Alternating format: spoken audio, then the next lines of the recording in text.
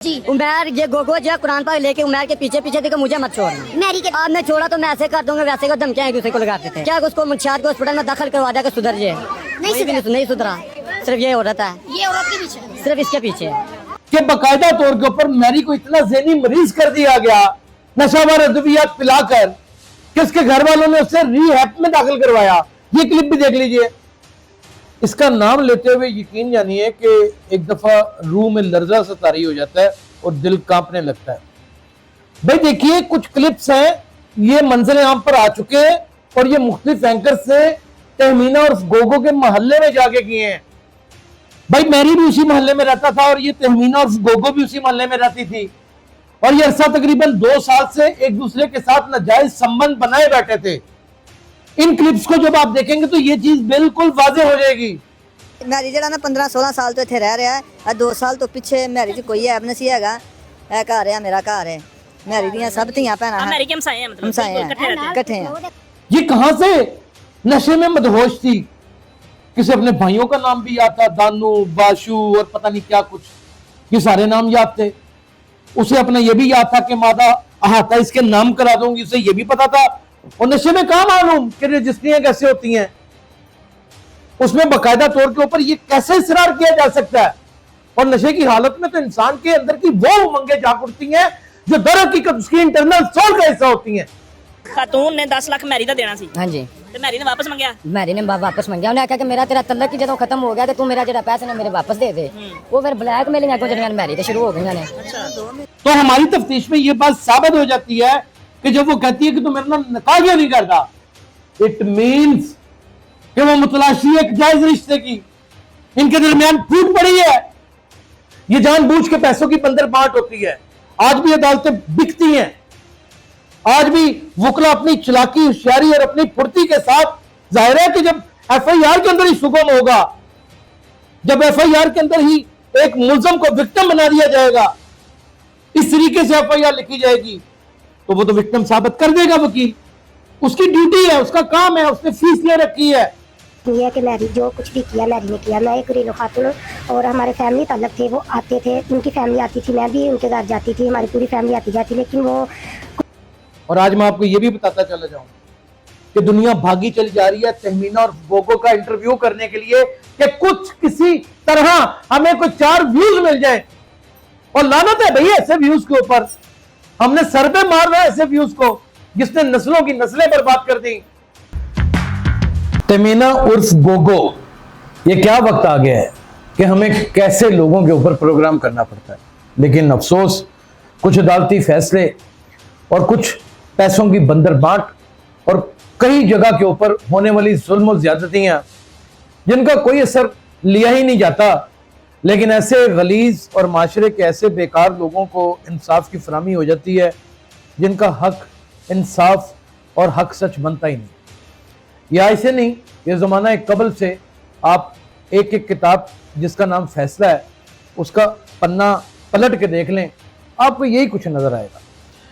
तहमीना और गोगो, इसका नाम लेते हुए यकीन जानिए कि एक दफा रूह में लर्जा सा तारी हो जाता है और दिल कांपने लगता है। तो ये भी मैं आपको बताता चला जाऊं कि ये जो बातें मैं कर रहा हूं ये डेली सोशल पाकिस्तान के प्लेटफॉर्म से कर रहा हूं और मेरा नाम यासर शमून खान है।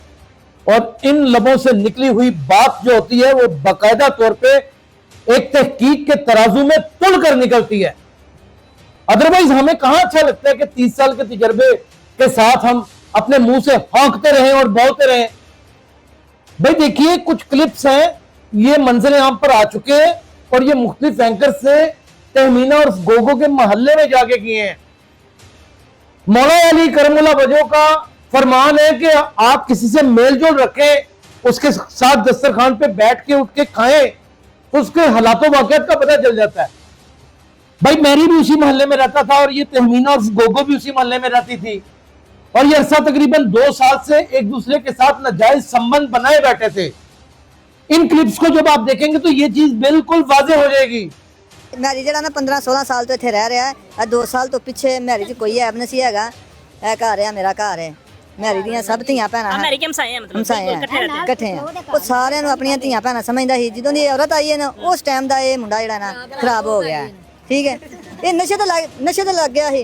ਫਿਰ ਇਹਦੇ ਘਰਦਿਆਂ ਨੇ ਇਹਨੂੰ ਨਾ 2 ਮਹੀਨੇ ਲਈ ਜਿਹੜੇ ਨਸ਼ਾ ਛੁਡਵਾਉਂਦੇ ਨੇ ਉੱਥੇ ਦੇਤਾ ਹਸਪੀਟਲ ਭੇਜਾ ਹਸਪੀਟਲ ਭੇਜਾ ਅੱਛਾ ਉੱਥੋਂ ਜਦੋਂ ਇਹ ਆਇਆ ਵੇ ਤੇ ਆ ਕੇ ਨਾ ਤੇ ਇਹਨੇ ਉਹਨੂੰ ਕਿਹਾ ਕਿ ਮੈਂ ਤੈਨੂੰ ਛੱਡ ਦੇਣਾ ਔਰਤ ਨੇ ਕਹਾ ਮੈਰੀ ਨੇ ਕਿਹਾ ਅੱਛਾ। ਕਿ ਮੇਰੇ ਵੀ ਬੱਚੇ ਨੇ ਤੇਰੇ ਵੀ ਬੱਚੇ ਨੇ ਮੈਂ ਤੈਨੂੰ ਛੱਡ ਦੇਣਾ ਔਰਤ ਨੇ ਨਹੀਂ ਛੱਡਿਆ ਹੈਗਾ ਫਿਰ ਇਹਨੇ ਉਹਦੇ ਭਰਾ ਸੱਦੇ ਨੇ ਮੈਰੀ ਨੇ ਉਹਨਾਂ ਨਾਲ ਗੱਲਬਾਤ ਹੋਈ ਹੈ ਫਿਰ ਨਹੀਂ ਇਹ ਮੁੜੀ ਹੈਗੀ ਫਿਰ ਕੁਰਾਨ ਲੈ ਕੇ ਉਹਦੇ ਮਗਰ ਨੱਸਦੀ ਰਹੀ ਹੈ ਕਿ ਤੈਨੂੰ ਕੁਰਾਨ ਦਾ ਵਾਸਤਾ ਹੀ ਮੈਨੂੰ ਨਾ ਛੱਡ ਬਾਕੀ ਇਹਨੇ ਛੱਡ ਦਿੱਤਾ ਇਹ ਜਦੋਂ ਉਹਨੇ ਛੱਡਿਆ ਉਸ ਤੋਂ ਬਾਅਦ ਆ ਵੀਡੀਓ ਜਿਹੜੀ ਵਾਇਰਲ ਹੋਈ ਹੈ ਗਰਮੀਆਂ ਦੀ ਵੀਡੀਓ ਬਣੀ ਹੈ ਅੱਜ ਤੋਂ ਕੁछ 6-7 महीने पहले क्लिप्स देखने के बाद आपको ये तो पता चल गया, लेकिन ये भी मालूम पड़ गया कि बकायदा तौर के ऊपर मैरी को इतना ज़हनी मरीज कर दिया गया नशावर अद्वियात पिलाकर कि उसके घर वालों ने उसे रिहैब में दाखिल करवाया।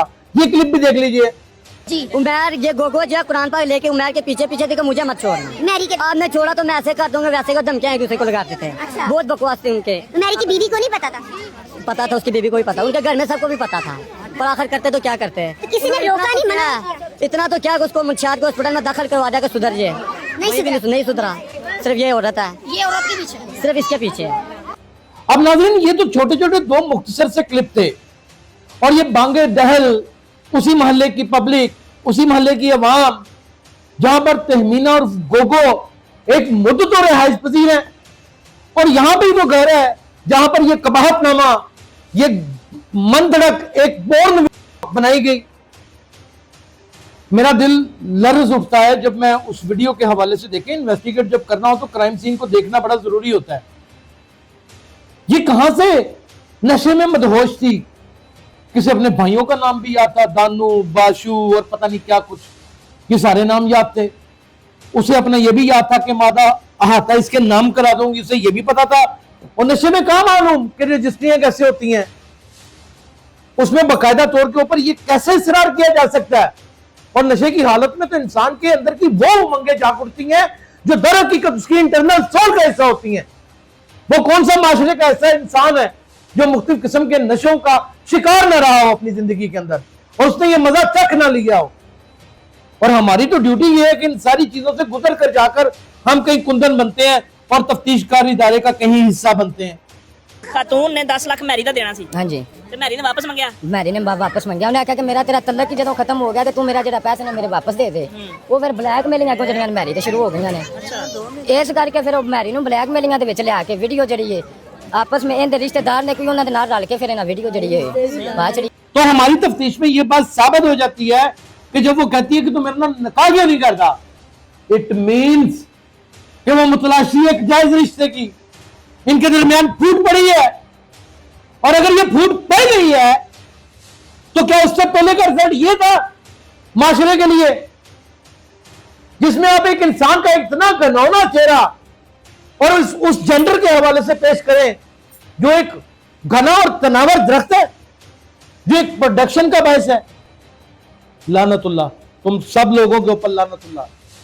लेकिन जाहिर है मैं ये फैसले के ऊपर कभी भी जिंदगी में तनकीद ना करता, लेकिन हमें साहिब दानिश और साहिब अकल ये बात बताते हैं कि जब फैसला हो जाता है तो वो पब्लिक प्रॉपर्टी है। तो जब प्रॉपर्टी है तो क्यों ना हम अपना तजिया दें। ये सुगम छोटी अदालतों में जानबूझ के एफआईआरों में रखा जाता है, ये जानबूझ के पैसों की बंदर बांट होती है।